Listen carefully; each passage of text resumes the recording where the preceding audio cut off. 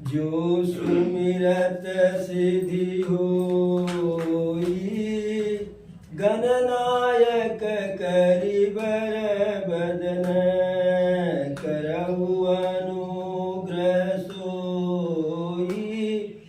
बुद्धि राशि शुभ गुण सदन, मूक होई वाचाल, पंगु चढ़ई गिरिवर गहन। जासु कृपा सु दयाल, द्रवौ सकल कली मल दहन।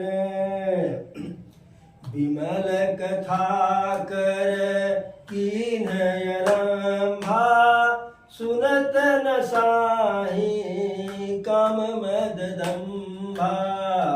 विमल कथा कर कीन्ह आरंभा, सुनत न साहि काम मद दंभा।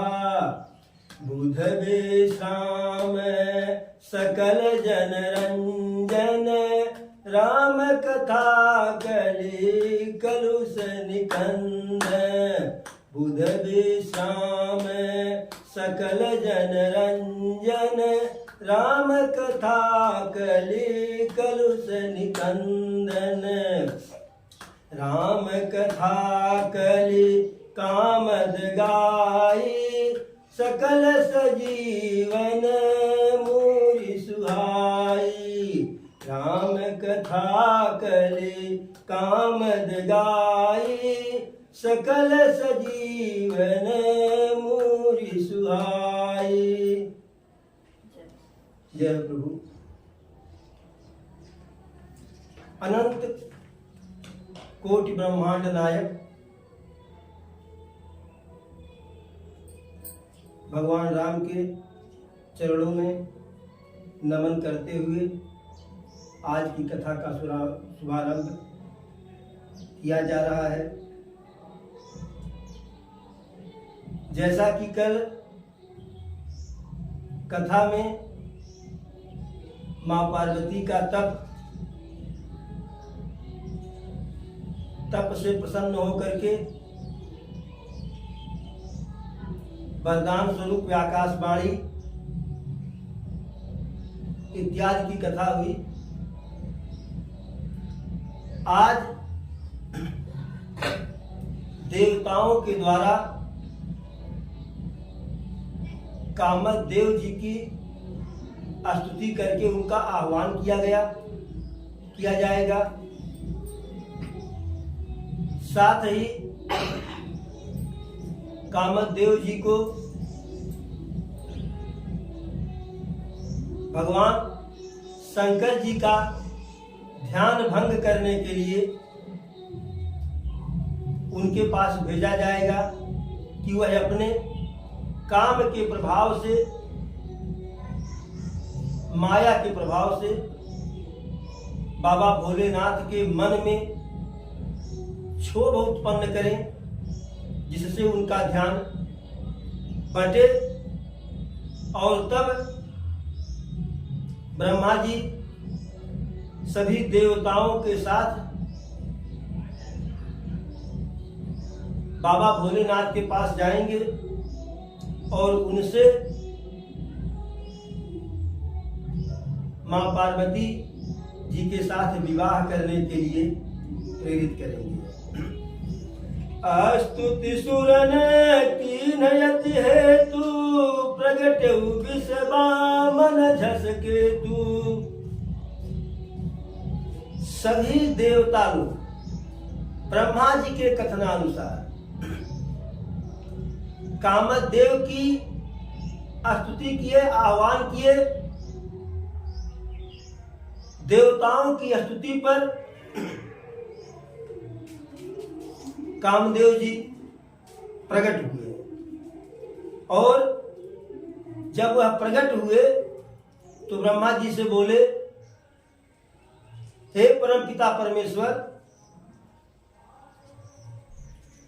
हमें यहां बुलाने का प्रयोजन क्या है? तब ब्रह्मा जी सारी बात विस्तार पूर्वक कामदेव जी को सुनाते हैं।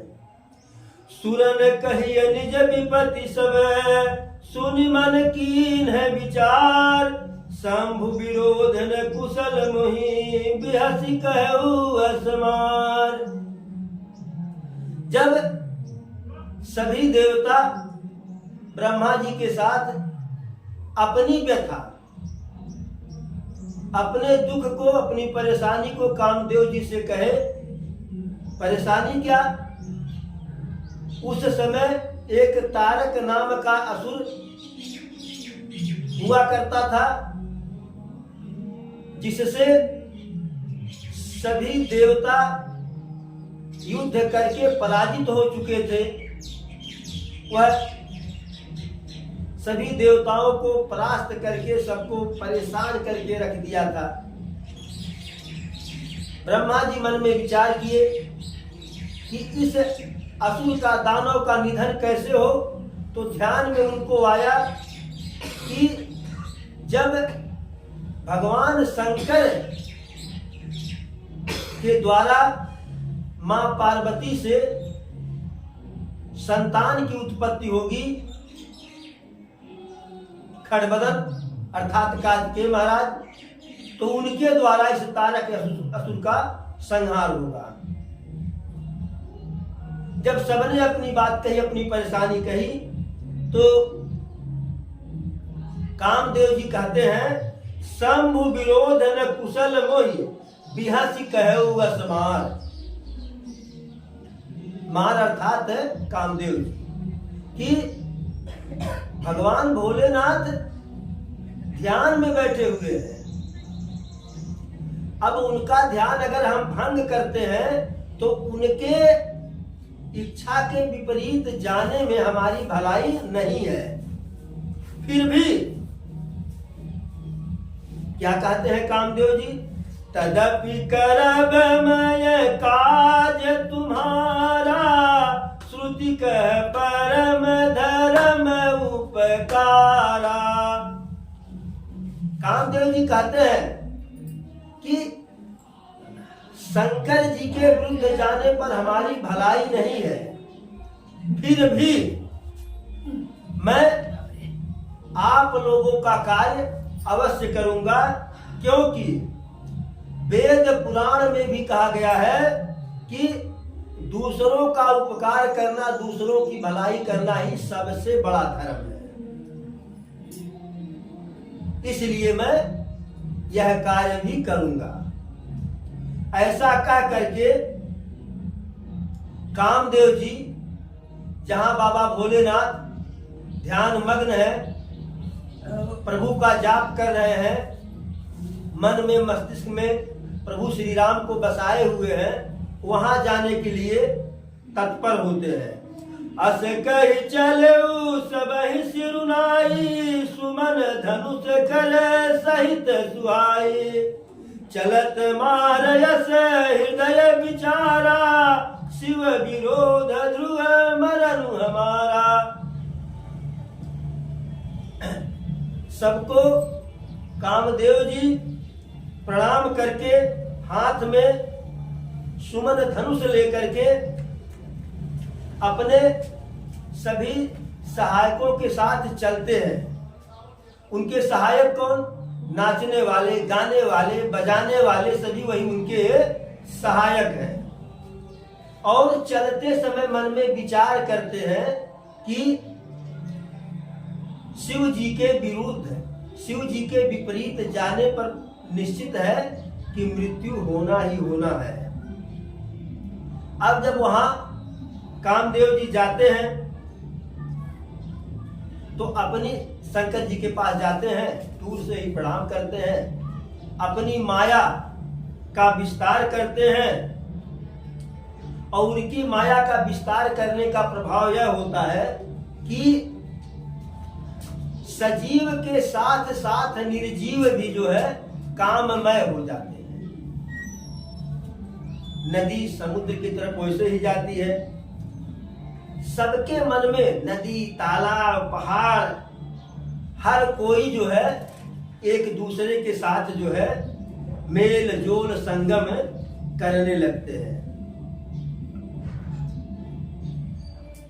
तुलसी बाबा लिखते हैं कि यह तो दशा जड़ की है, चेतन की दशा यानी मनुष्य का, देवता का, राक्षस की दशा का वर्णन इसलिए नहीं कर रहे हैं।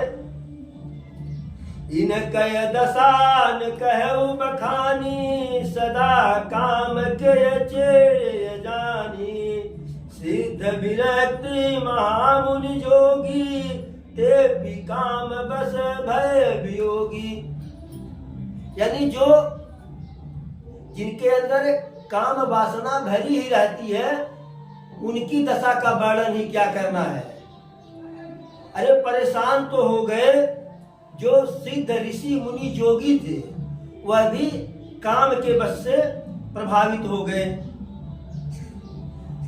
धरीन काहू धीर, सबके मन मन सिजहरे।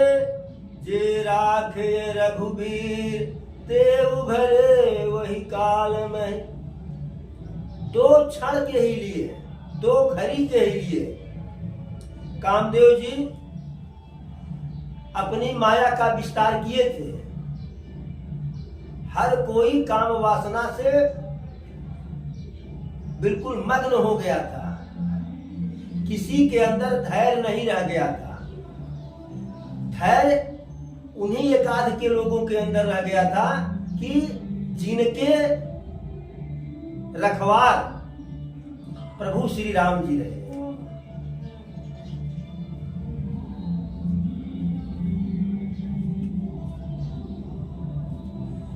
फिर जब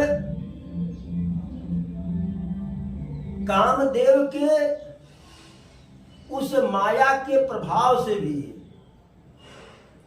बाबा भोलेनाथ का ध्यान भंग नहीं हुआ, ध्यान विस्मृत नहीं हुआ, तो उनके निकट कामदेव चले गए। सोचे कि वापस चले जाएं। फिर सोच रहे हैं कि अगर हम वापस चले जाएं तो फिर यहां आने से क्या फायदा है। फिरत लाज कछु करी नहीं जाई, मरण उठानी मन रच सी उपाई। जिस कार्य के लिए आए थे कि बाबा भोलेनाथ के ध्यान को भंग कर देंगे, मन स्थिति को बदल देंगे, वह कर नहीं पाए। सोचे कि वापस चले तो लज्जा लग रहा था, शर्म लग रहा था। कैसे कोई कह जा रहा है अपने काम करके आएंगे और न कर पावे तो किस मुंह से वापस आवे, कैसे मुंह दिखावे। तो बहुत ही लज्जित हुए कि अगर हम फिर उन्हीं देवताओं के बीच में जाएंगे, पूछेंगे क्या हुआ, तो कहना पड़ेगा कि हमसे कुछ नहीं हुआ। तब इस लाज के कारण प्रगट सी तुरत रुचिर ऋतु राजा, कुसुमित नव तरु राज विराजा। तुरंत कामदेव जी जहां शिव जी ध्यान मग्न है, वहां ऋतु राजा, ऋतुओं के का राजा बसंत को कहा जाता है, बसंत ऋतु का निर्माण कर दिए और सभी पौधों को हरा भरा कर दिए।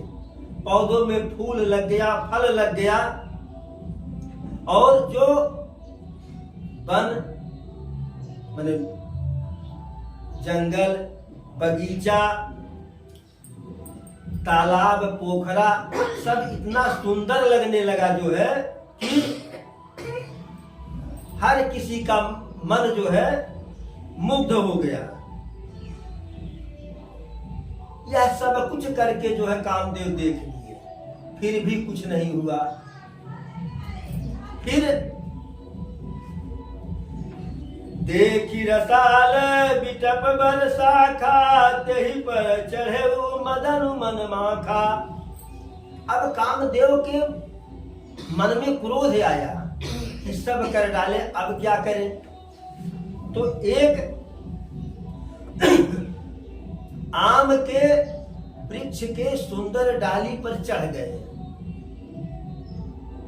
और कर क्या रहे हैं? सुमन चाप निज सर संधाने, अतिरिसता की श्रवण लगताने। हाथ में लेकर के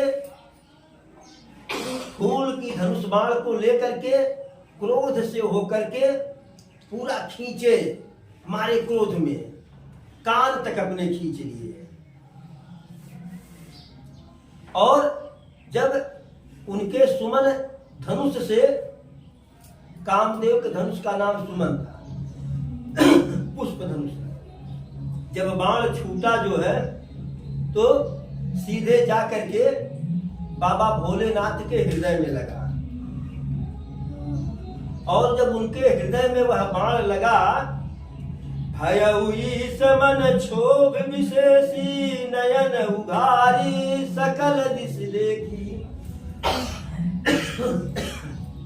भगवान शंकर के हृदय में क्रोध आया और अपने नेत्रों को खोले, जो नेत्र उनके बंद थे, दोनों तरफ चारों तरफ देखे।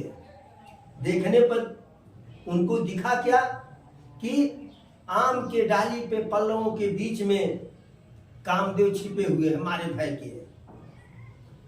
क्रोध भोले बाबा को लगा ही था, मारे क्रोध के। तब शिवती सर नयन उघारा, चितवत काम भयउ जरि छारा। बाबा भोलेनाथ क्रोधवश अपने तीसरे नेत्र को खोल दिए, और जैसे ही तीसरा नेत्र खोले तैसे ही कामदेव जल करके वहीं छार हो गए, राख हो गए, भस्म हो गए। अब फिर देवता लोग और सारे मानव समाज में एक समस्या आ गई थी, कामदेव जब जल गए, छार हो गए, तो फिर सृष्टि की रचना कैसे होगी? पूरे ब्रह्मांड में, पूरे सृष्टि में हाहाकार मच गया।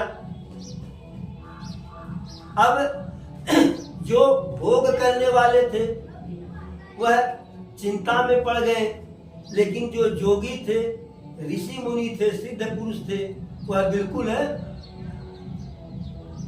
निष्कंटक हो गए कि अब चलिए काम हमें कभी नहीं सताएगा। और जैसे ही कामदेव के भस्म की सूचना कामदेव की पत्नी रति के पास गया,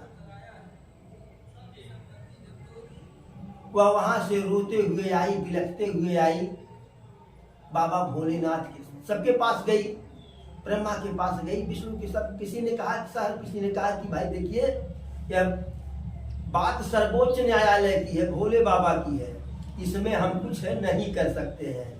वहीं जाएंगे, वहीं से आपको जो है कुछ सहारा या कुछ इसमें सुधार हो सकता है। तो भोले बाबा बड़े दयालु हैं, तुरंत अपने जो है क्रोध को जो है समाप्त कर देते हैं, तुरंत दया कर देते हैं, तुरंत दयालु बन जाते हैं। रोने लगी, विलाप करने लगी रति। तो भोले बाबा कहे भाई तो जो हो गया सो हो गया, लेकिन अब आज से अब ते रति तव नाथ करे, होई है नाम अनंग, बिनु बप व्यापहि सबहि पुनि, सुन निज मिलन प्रसंग। हे रति, अब आज से तुम्हारे पति बिना शरीर के होंगे, इसीलिए उनका नाम अनंग हो जाएगा, बिना अंग वाला, बिना शरीर वाला। और वह बिना शरीर के ही सारे जीव के अंदर व्याप्त होंगे। फिर रति रोने लगी कि प्रभु इससे हमें क्या लाभ है, अरे हमें तो हमारा पति चाहिए। तब भोले बाबा कहे ठीक है वह भी होगा, लेकिन उसके लिए तुम्हें प्रतीक्षा करनी पड़ेगी। प्रतीक्षा क्या कर, कितनी लंबी प्रतीक्षा? रति पूछी बाबा कितनी लंबी प्रतीक्षा? अरे हम अभी युवा हैं, पति को आप जला दिए, कितना दिन हमको प्रतीक्षा करना पड़ेगा? तो बाबा कहें कि बस बता रहे हैं, जब जदुवंश कृष्ण अवतारा होई है हरन महामय भारा, कृष्ण तनय होई है पति तोरा, बचनु अन्यथा होई न मोरा। यह त्रेता युग है। जब द्वापर युग में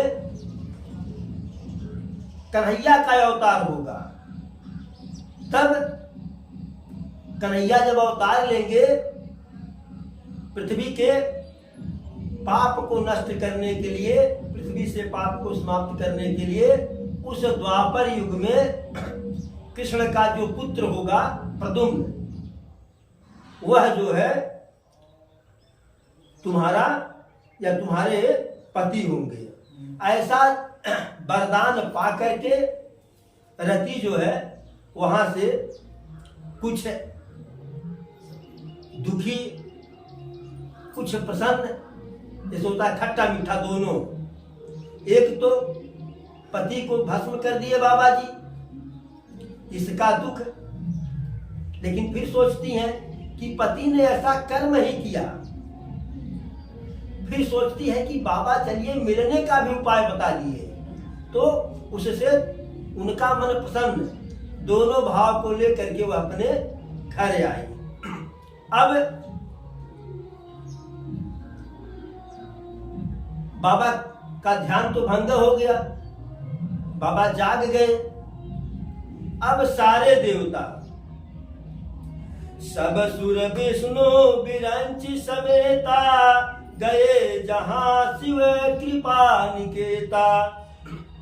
सभी देवता लोग, ब्रह्मा जी, विष्णु जी और सभी देवता लोग, सभी लोग मिल करके एक साथ वहां गए जहां बाबा भोलेनाथ अब समाधि से, ध्यान से जग गए हैं। और सबने अलग अलग उनकी प्रशंसा की, उनको प्रणाम किए, तब जाकर के बाबा प्रसन्न हुए। बाबा कहते हैं, हे देवतागण, हे विधाता, हे सृष्टि के पालनहार विष्णु जी, आप लोग तनिक हमें भी बताइए किस प्रयोजन से यहाँ आए हैं हमारे पास, क्या आपका मनोरथ था यहाँ आने का। तो ब्रह्मा जी कहते हैं, प्रभु आप तो अंतर्यामी हैं, हम किस लिए आए हैं यह आप जानते हैं, लेकिन हम आपके सेवक हैं, आप हमारे स्वामी हैं, इसलिए अपने आने का जो है हम उद्देश्य आपको बता रहे हैं। क्या उद्देश्य कर रहे हैं? सकल सुरन के हृदय से शंकर परम उछाव, निज नयनन देखा चहि नाथ तुम्हार विवाह। कह रहे हैं ब्रह्मा जी कि हे महेश, हे भोलेनाथ, सभी देवताओं के मन में एक विशेष प्रकार की इच्छा है, विशेष प्रकार का उत्सव है। क्या है? कि अपने इन नेत्रों से आपका विवाह देखना चाह रहे हैं, और अगर आप इसके लिए तैयार हो जाइए तो यह शुभ अवसर जो है हम लोगों को देखने के लिए मिल जाएगा। क्योंकि बाबा जी प्रभु राम को पहले ही वरदान दे दिए थे कि भाई उचित तो नहीं है शादी करना, लेकिन आप कह रहे हैं तो कैसे न करेंगे। तो बाबा जी तैयार हो गए। सभी देवता प्रसन्नता पूर्वक अपने अपने धाम को सिधारे कि अब तारक असुर का वध हो जाएगा। बाबा भोलेनाथ सप्तऋषि को बुलाए, सप्तऋषि लोग आए, कहे कि अब जाओ, पहले पार्वती से मिलो, फिर उनके पिता हिमांचल से मिलो। देवता लोग वहां जाते हैं, पहले माँ पार्वती से मिलते हैं, कहते हैं ले अब नायत अब बनल, जेके खरती तप करती रहलू है तेते काम देवे के जरा दहली। अब कौन फायदा पैबू? तो पार्वती जी बड़ा बढ़िया उत्तर देती है, कहती है कि आप लोग जो कहना चाह रहे हैं वो गलत है। आग का यह स्वभाव है कि अगर आग के ऊपर ओला गिरेगा, आग के पास ओला जाएगा तो उसका नाश होना ही होना है। तो कामदेव बाबा जी के पास गए थे, बाबा जी के विरोध में गए थे, इसलिए उनका नष्ट होना, उनका विनाश तो निश्चित ही था। कहे तब अब क्या करोगी? जब कामदेव नहीं है तो का बाबा विवाह करेंगे? तो कहीं कि क्या आपको लगता था कि बाबा जी अब तक भोग की वस्तु लगते थे, भोगी लगते थे? अरे हम तो बाबा को जोगी के रूप में ही जो है उनकी तपस्या किए हैं, और जिस रूप में उनकी तपस्या किए हैं निश्चित ही बाबा जी हमको मिलेंगे। सप्त ऋषि प्रसन्न होते हैं, फिर माँ पार्वती की प्रार्थना करते हैं, उनके चरणों में पड़ते कहते हैं कि आपका प्रेम धन्य है, धन्य है। फिर जाते हैं हिमांचल के पास, उनको सारी कथा बताते हैं। हिमांचल तो पहले कामदेव के भस्म की कथा को सुनकर के दुखी होते हैं, फिर रति को वरदान जो मिला उसको सुनकर के प्रसन्न होते हैं। फिर वहीं सप्त ऋषि लोग मिल करके लगन इत्यादि तय कर देते हैं कि